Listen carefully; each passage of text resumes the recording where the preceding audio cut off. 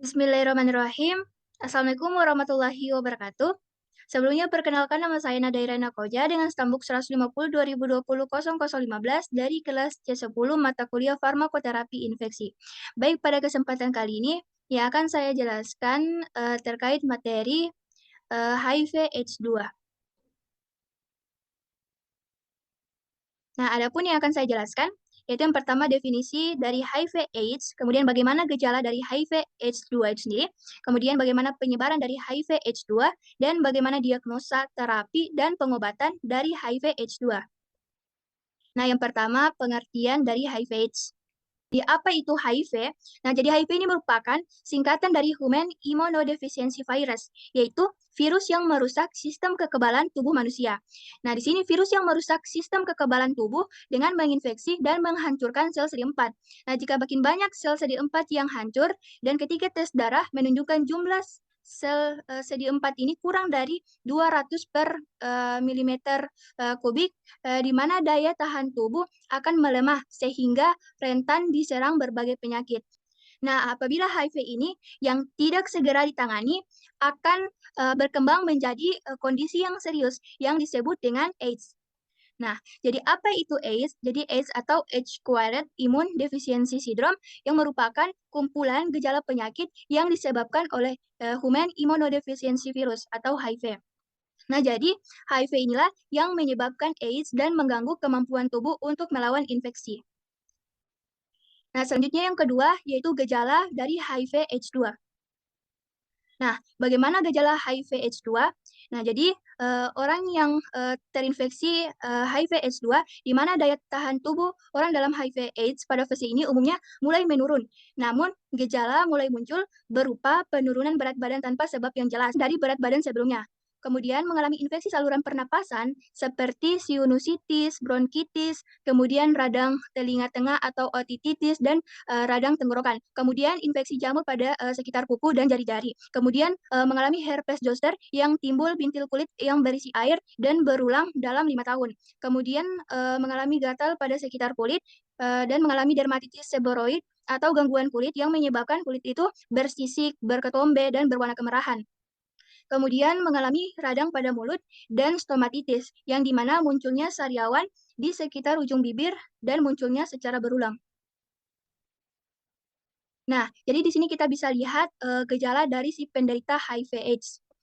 Nah, jadi pada gambar ini di mana mulut seorang yang terkena HIV/AIDS itu mengalami infeksi jamur. Nah, di sini kita bisa lihat terjadi penurunan berat badan yang cukup drastis. Kemudian di sini kita bisa lihat juga kuku dari seorang penderita AIDS, di mana pada sekitar kuku dan jari-jarinya ini terinfeksi jamur.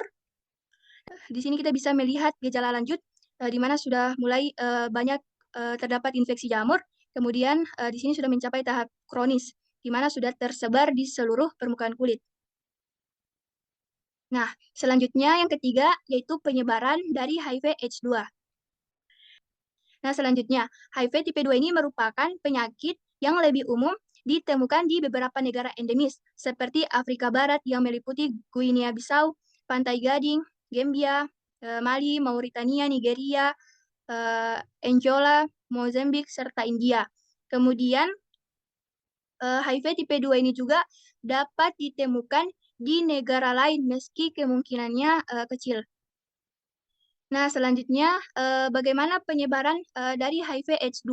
Nah, jadi penyebaran infeksi HIV tipe 2 ini dia serupa dengan HIV tipe 1 yaitu melalui perilaku seks tidak aman, di mana seseorang memiliki kontak seksual dengan orang yang terinfeksi HIV tipe 2 atau orang yang berasal dari daerah endemis. Eh, Kemudian paparan melalui darah penderita, di mana seseorang menggunakan jarum yang bergantian dengan orang yang terinfeksi HIV tipe 2.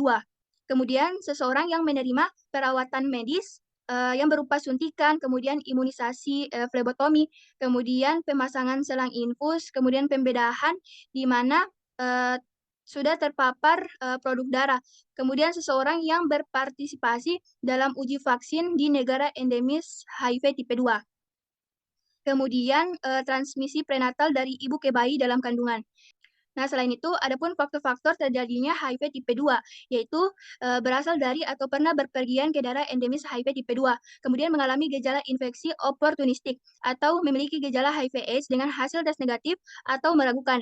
Kemudian, mengalami beberapa hasil tes terhadap antibodi HIV tipe 1 yang tidak dapat ditentukan. Kemudian terdiagnosis dengan infeksi HIV tipe 1, namun memiliki viral load yang tidak terdeteksi dan tidak sesuai dengan gejala klinis atau imunologis. Nah, selanjutnya yang keempat, yaitu diagnosa dan terapi HIV/AIDS2. Nah, bagaimana diagnosa dan terapi HIV/AIDS2? Nah, akibat perbedaan genetik, tidak semua metode diagnosis dan terapi yang efektif untuk infeksi HIV tipe 1, di mana memberikan hasil yang sama untuk HIV tipe 2. Bisa saja, seseorang yang terinfeksi HIV tipe 2 serta menunjukkan gejala akan memberikan hasil HIV negatif saat diperiksa jika pemeriksaannya untuk HIV tipe 1. Kemudian sudah ada pemeriksaan HIV tipe 2, akan tetapi tidak seluas HIV tipe 1.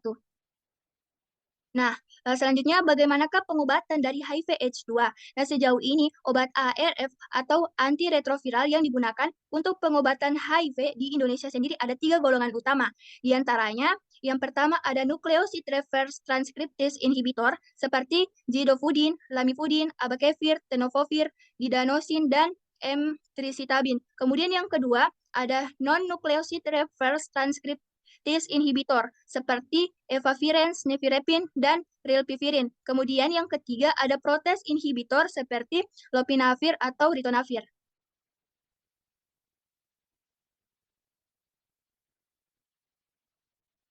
Nah, selanjutnya yaitu pengobatan untuk HIV yang biasa dikenal dengan antiretroviral.